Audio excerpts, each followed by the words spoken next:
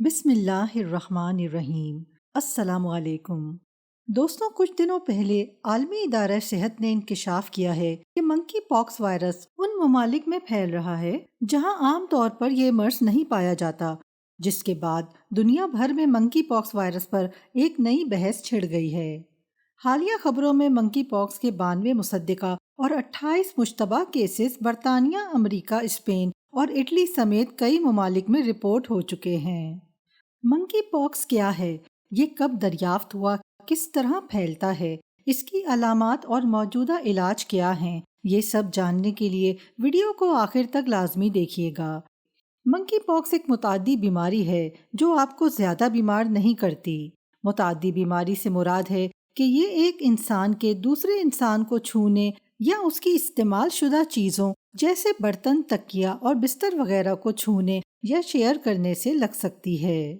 جب ایک شخص منکی پاکس کے وائرس سے انفیکٹڈ ہو جاتا ہے تو علامات ظاہر ہونے سے پہلے ہی وہ سانس کے ذریعے، تھوک کی منتقلی اور ازدواجی تعلقات کے ذریعے دوسرے انسان میں یہ وائرس منتقل کر سکتا ہے، اور اس بیماری میں جسم پر چھالے ہونے کے بعد مزید اس مریض کے چھالوں کی رطوبت کے ساتھ کانٹیکٹ میں آنے کی وجہ سے یہ لگتا اور پھیلتا ہے، کیونکہ یہ رطوبتیں مریض کی استعمال شدہ چیزوں جیسے برتن، تکیا اور بستر پر لگ جاتی ہیں اور پھر یہ چیزیں دوسرے لوگوں کے ساتھ کانٹیکٹ میں آ جاتی ہیں۔ منکی پاکس ایک ایسا وائرس ہے جو بنیادی طور پر جانوروں سے انسانوں میں منتقل ہوتا ہے۔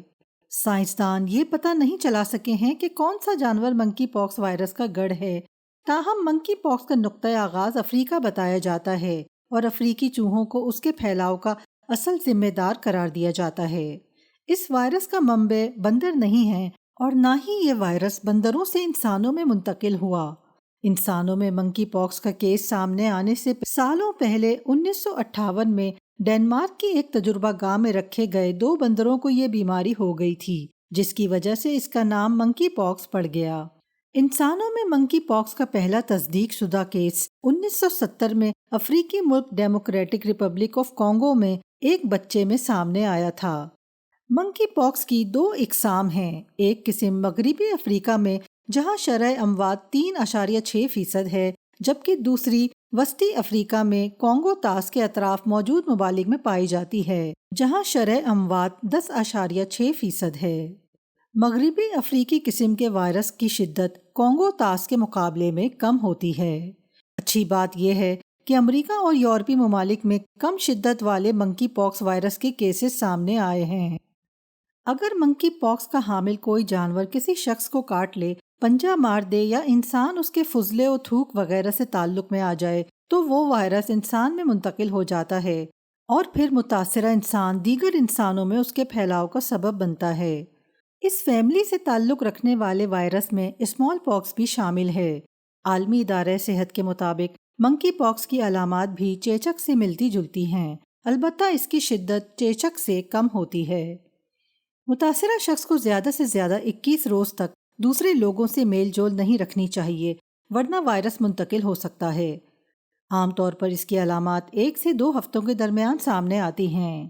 متاثرہ شخص میں پہلے سر درد، بخار، سانس پھولنے کی علامات اور غدود کی سوجن ظاہر ہوتی ہے، اور پھر چیچک کی طرح جسم میں دانے نمودار ہو جاتے ہیں جو چہرے، کمر، پاؤں اور ہاتھوں کی ہتھیلیوں پر نظر آتے ہیں۔ مرض کی شدت کے اعتبار سے ان دانوں کے حجم میں فرق ہو سکتا ہے۔ ان دانوں میں پس بھی موجود ہوتا ہے اور مریض کو بے چینی اور خارش بھی محسوس ہو سکتی ہے۔ عام طور پر اس سے متاثرہ افراد 2 سے 4 ہفتوں کے درمیان صحت یاب ہو جاتے ہیں، جن میں سے اکثر کو اسپتال منتقل کرنے کی نوبت نہیں آتی۔ مرض شدت اختیار کر جائے تو منکی پاکس جان لیوا بھی ہو سکتا ہے۔